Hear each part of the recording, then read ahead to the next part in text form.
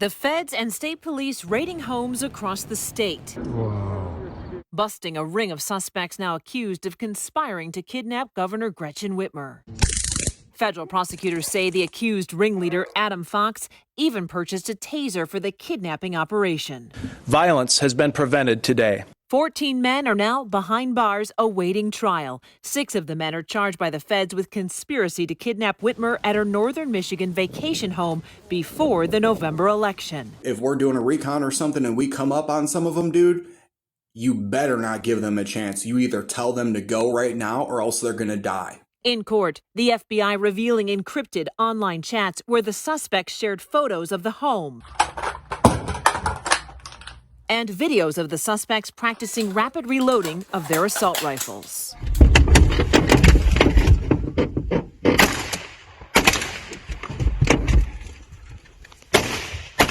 A confidential informant took this photo of Fox allegedly scoping out the governor's home and later drawing a map. The actual map revealed in court with notes about the nearest police station.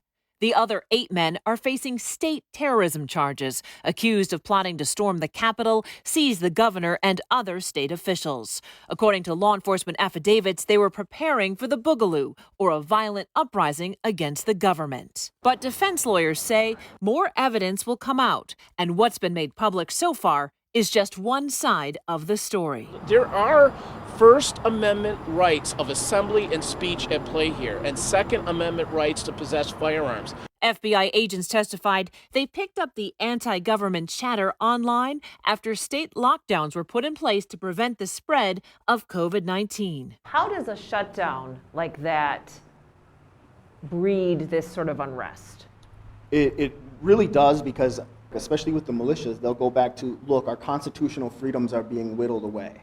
Jeff Scoop knows extremism all too well. For 25 years, he was the leader of the largest neo-Nazi group in the U.S., the National Socialist Movement. Being involved in a movement like this is very cult-like.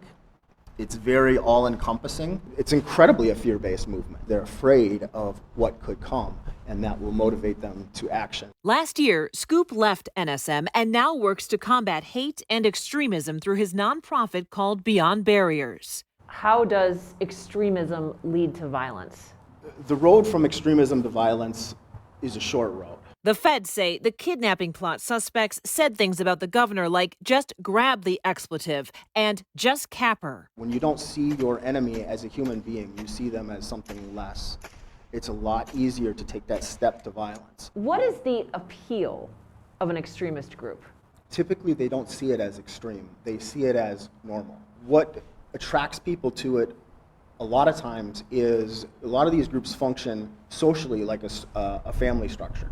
Scoop says Michigan's history with economic recessions provides fertile ground for extremist groups. When looking for a movement to join, it's a lot of times economic factors are driving it. Scoop also says the polarization in today's political climate is fueling extremism. Groups like the NSM, groups like I was part of, wait for things like this. They're very comfortable sitting back and saying, you know, we're going to let things descend into chaos and then we'll be there to pick up the pieces. That's the rhetoric that I spewed for years, is when the society breaks down, when civil war, race war, or whatever, or the government collapses, then we'll be there. I think people need to take a step back and see one another as human beings.